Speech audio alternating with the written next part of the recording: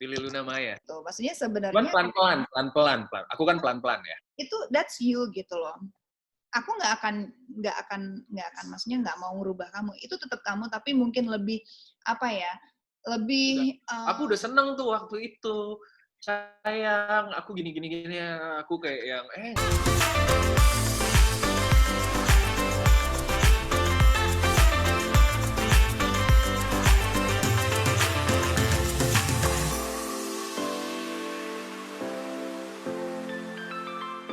nggak janjian kita ya. nggak janjian. Nggak janjian sama sekali, cuman emang lagi feeling pink Feeling aja. so good. Kok ini mukanya jadi langsung kelihatan berminyak ya? Bentar. Oke. Yes. Okay, are you ready? Are you ready? Harjunot Algi, how are you? Kakak Luna, baik dong, Kakak Luna. Di mana Kakak Luna? Ya gini-gini aja lah, mencari kesibukan di rumah. Nggak make up, udah males, ya udahlah ya, tampil apa adanya aja lah ya. Terima aku apa ya, selalu apa adanya. Kita kan orangnya apa adanya. Benar. Oke. Yes. How are you? I'm fine. How are you? Good. Sibuk? Ya ginilah, mencoba menyibukkan diri, sibuk-sibuk nggak berfaedah gitu sebenarnya. Apa tuh? Sibuk-sibuk. Ya susah ya, maksudnya kayak sekarang kan semua orang dari segala macam lini juga lagi tiarap gitu. Ya. Jadi mau nggak mau juga kita harus saling ngerti kan, buat sama satu sama lain gitu, buat sama produser kita, terus udah kayak gitu sama stakeholder kita juga. Jadi kita nggak bisa nuntut banyak sih ya. Ya. Terus gimana? Kalau kamu lagi ngapain sekarang? Aku tuh kemarin undenial terhadap situasi. Terus akhirnya mulai kayak menyadari bahwa ternyata ini cukup lama ya. Akhirnya langsung mengaktifkan diri gitu, langsung puter otak. Yaudah deh, you know what? Yaudah deh. Aduh, ini pada tangtung. Yaudah deh, akhirnya enggak ada nyokap gue WhatsApp. Terus oke deh, kayaknya mulai hari ini officially YouTuber ya. Iya. Ya habis nggak bisa ngapa-ngapain lagi kan? Iya benar, agak ya udahlah, mau gimana dong? Iya. Setuju sih. Maksudnya kayak aku juga waktu kemarin tuh mikir optimis kayak 2 bulan lah ya, sebulan 2 bulan gitu kan, dari 2 minggu, terus udah kayak gitu dari jadinya ditambah lagi seminggu, terus udah kayak gitu aku kayak ngobrol, adalah setiap seminggu sekali gitu kita ngobrol, ada kayak fokus group gitu sesama para young entrepreneur ya gitu dibilangnya. Mereka bilang bahwa kemungkinan kita harus ready mentalitasnya untuk sampai sekitar bulan Desember. Wow. Aduh, gitu. Jadi kayak mentalitas seperti ini harus ready sampai bulan Desember gitu. Serius? Maksudnya benar-benar nggak keluar keadaan seperti sekarang ini sampai Desember? Apa maksudnya mulai normal lagi sampai Desember? Jadi gini, yang pertama kan kita nggak bisa langsung running ya, behavior orang kan pasti bisa berubah setelah masa ini. Jadi orang tuh akan lebih cautious, akan lebih gimana ya, akan lebih hati-hati buat ngeluarin uang gitu kan. Nanti mereka akan beli barangnya juga kebutuhan primer aja, dan kebutuhan primernya itu juga yang buat survival ya, lebih kepada kayak beras, telur gitu. Jadi ya gitu, itu banyak yang harus kita reevaluate gitu. Benar. Oke. kita agak sedikit bukan kilas balik ya, kita akan mundur sedikit sebelum terjadinya pandemik yang luar biasa ini yang melumpuhkan hampir semua sektor dan bidang juga. Ya. Uh, not. Dia kedap-kedip kayak lagi disco. Oke, jadi gue mau nanya nih, Junot Ali, gitu, aka Junot, kan sempat bikin itu berbagi kultur. Ya. Cerita dong, mungkin beberapa banyak teman-teman yang juga pengen lebih tahu detail. Apa sih BRBG KLTR? Iya. Sebenarnya kepanjangannya berbagi kultur kan? Iya, berbagi kultur. Iya. Ya aku ngerasa kayak penting buat kita, terutama orang-orang yang punya opportunity untuk bisa akses informasi yang lebih gitu. Terkadang kan privilege itu nggak mesti kayak kita lahir dari keluarga berada atau kita punya uang. Kita punya akses informasi kayak misalkan aku tahu suatu ilmu baru dari kamu, yang aku nggak butuh keluar biaya banyak, terus kemudian aku bisa kasih sama orang, itu kan sebenarnya privilege juga kan ya? Ya. Gitu. Jadi penting buat aku ngerasa punya moral obligation untuk bisa sharing way of thinking gitu. Jadi kan kultur itu kan sebenarnya kan way of thinking kan. Gitu. Jadi way of thinking apapun yang bisa aku punya dari opportunity aku yang aku dapat dari jalan-jalan ke luar negeri atau dari teman-teman yang punya ilmu dan mereka sharing ke aku, itu aku pengen sharing. Simplify that kind of genius into masses gitu. Right. So, kalau mendengar kayak apa ya project yang lo kerjakan ini kan sebenarnya cukup idealis ya.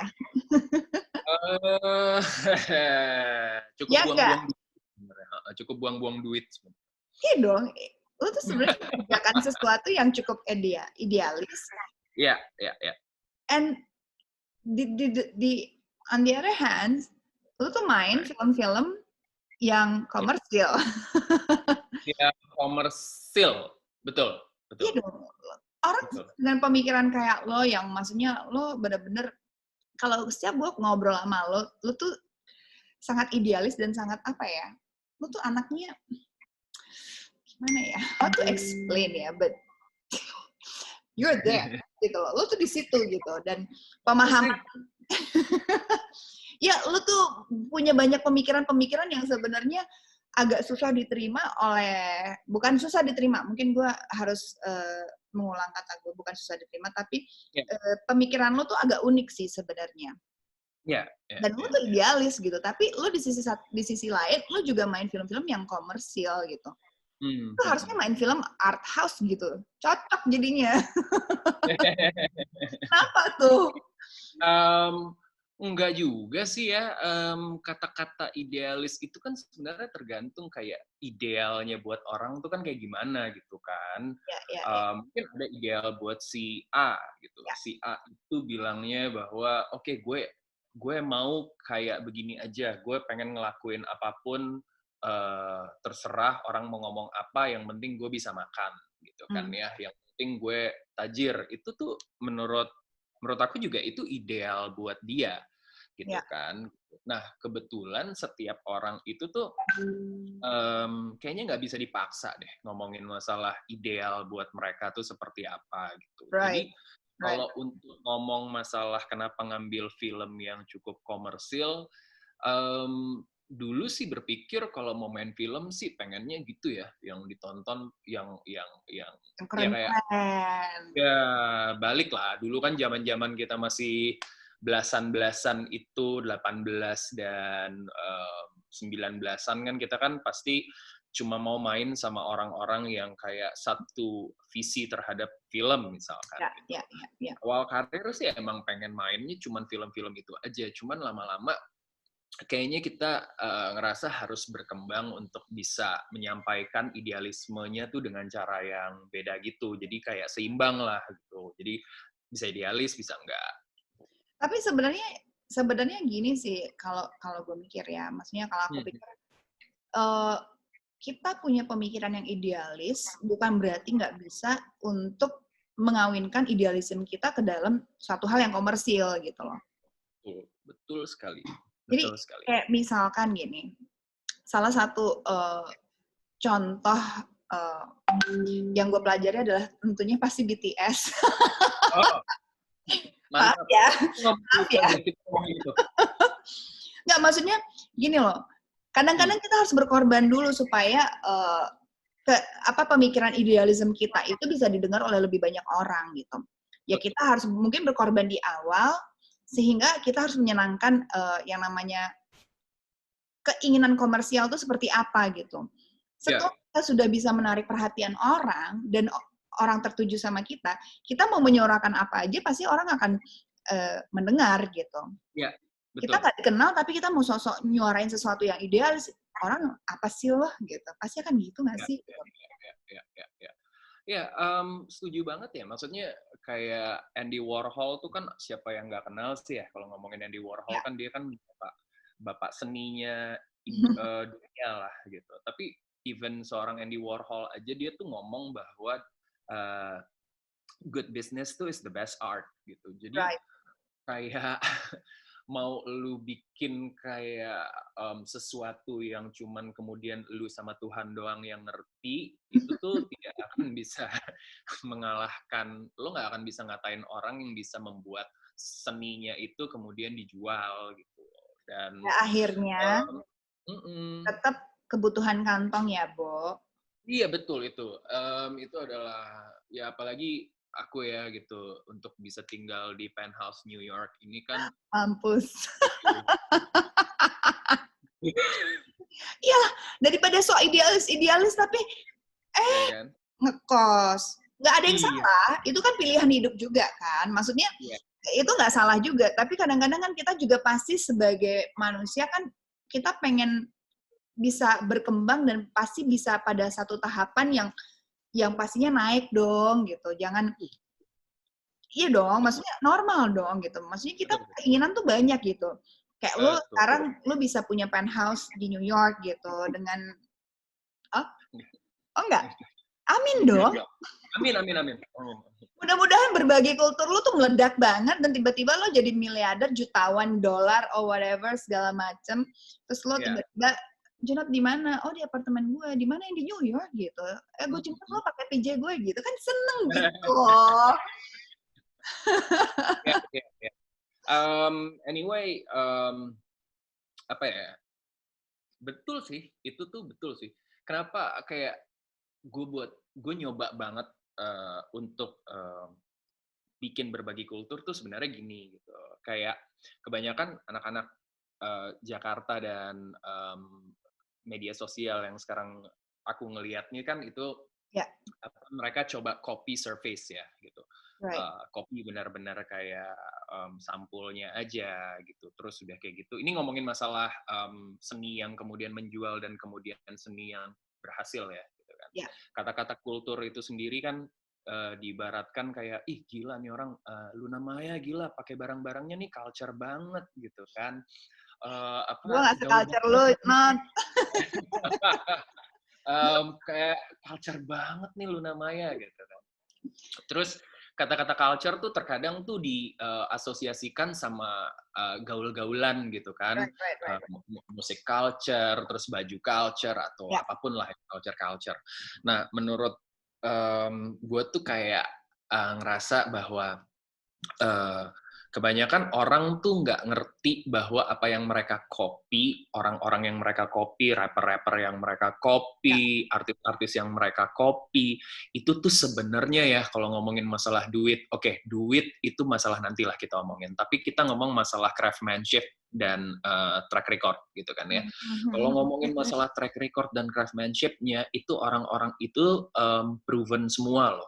Rapper-rapper yang lo pengen contoh, terus artis-artis yang lo pengen contoh, itu tuh mereka tuh proven semua. Jadi kalau lo cek background-nya itu mereka secara penjualan mereka artis billboard, ya kan, terus multi platinum, terus udah kayak gitu siapapun lah yang lo mau coba copy secara surface-nya gitu ya. Nah, kenapa berbagi kultur tuh kemudian ada? Gue tuh pengen orang-orang tuh sebenarnya yang seharusnya lo copy dari idola-idola lo itu adalah way of thinking mereka. Jadinya lo nggak salah kaprah. Yang sekarang lo copy itu kebanyakan attitude mereka sama baju yang mereka pakai. Nah, mereka cocok pakai itu. Nah, lu modal emang bisa, jatohnya lo pakai itu barang-barang nggak cocok di lo belagu karena lo mampu beli, lo sombong sama orang lain, padahal secara esensi lo nggak punya way of thinking-nya. Itu Right, yang sebenarnya pengen right, gue right, right. kasih tahu ke orang melalui berbagai kultur, bahwa kayak kalau lo mau copy seseorang, lo copy way of thinking mereka. Kenapa mereka bisa nyampe itu prestasi mereka gitu loh. Iya, ya. Banyak sih kayak ngelihat gitu, tiba-tiba bajunya eh, Bapak Virgil gitu dari head to toe gitu. Ya, ya. Tapi Tapi kayak, ya, ya, ya bingung ya. agak lumayan sih, agak lumayan bingung gitu. Agak lumayan bingung. Tapi ya gitu gitu.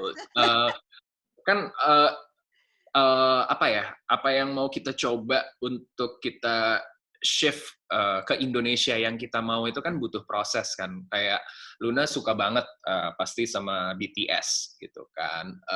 Dan waktu itu banyak banget lah pengetahuan yang gue dapet gitu dari Juga Luna gitu. Suka juga ngomongin kali lah, pengetahuannya juga luas sekali loh.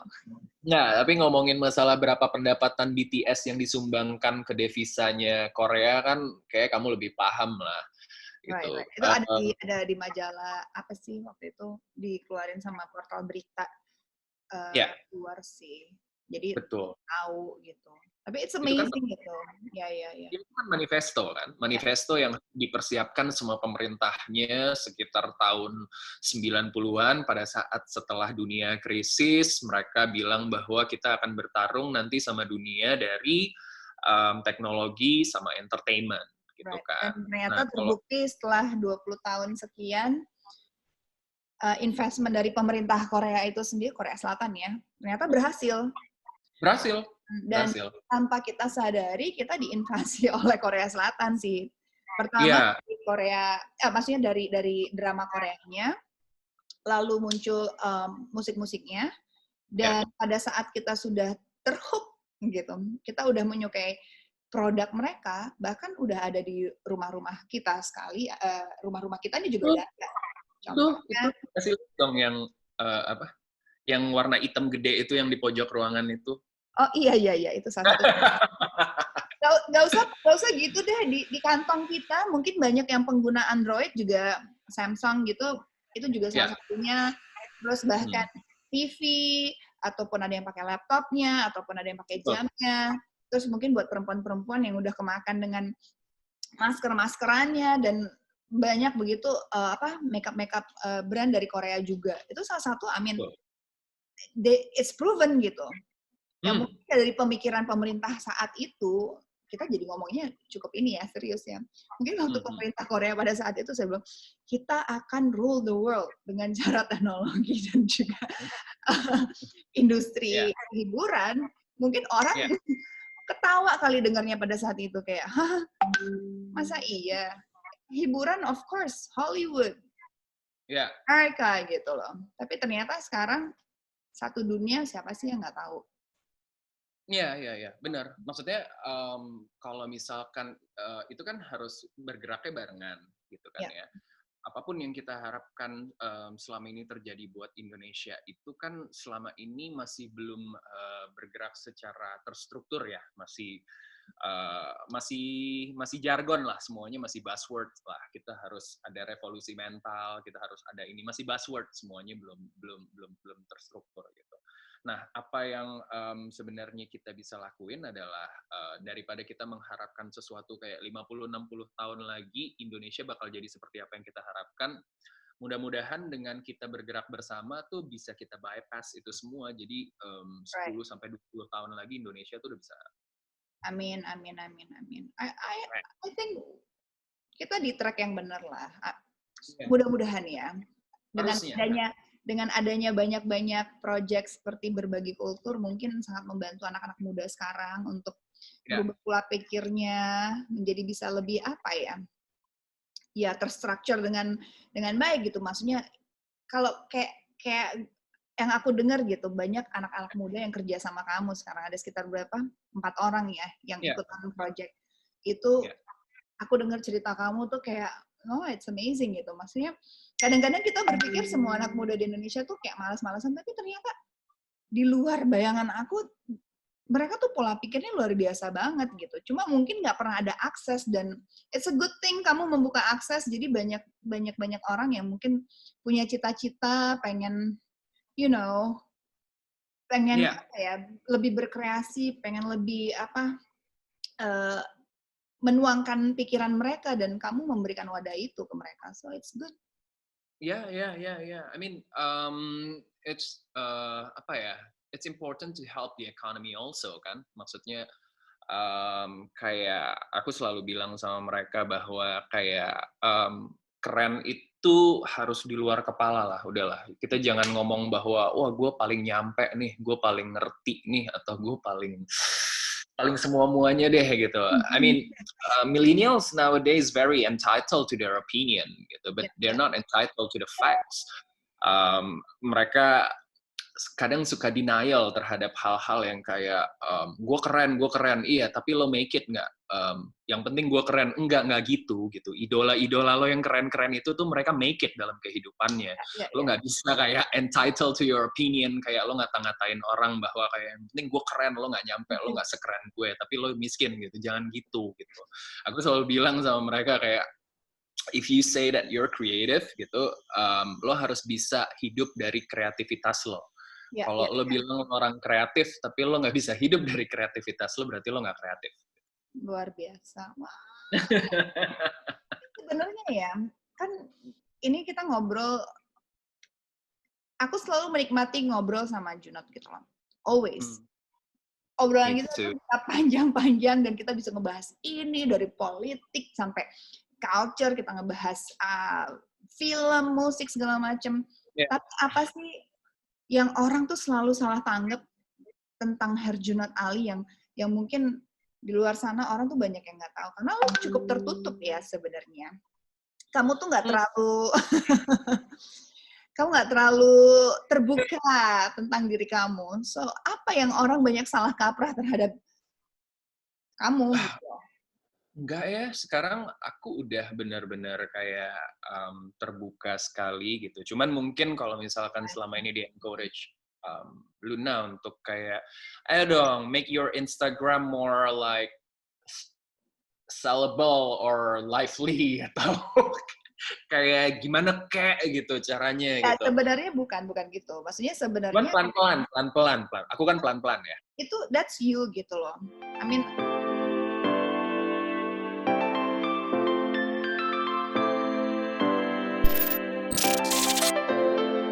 Pilih Luna Maya. Tuh, maksudnya sebenarnya pelan-pelan. Aku kan pelan-pelan ya. Itu that's you gitu loh. Aku nggak akan maksudnya nggak mau merubah kamu. Itu tetap kamu tapi mungkin lebih apa ya?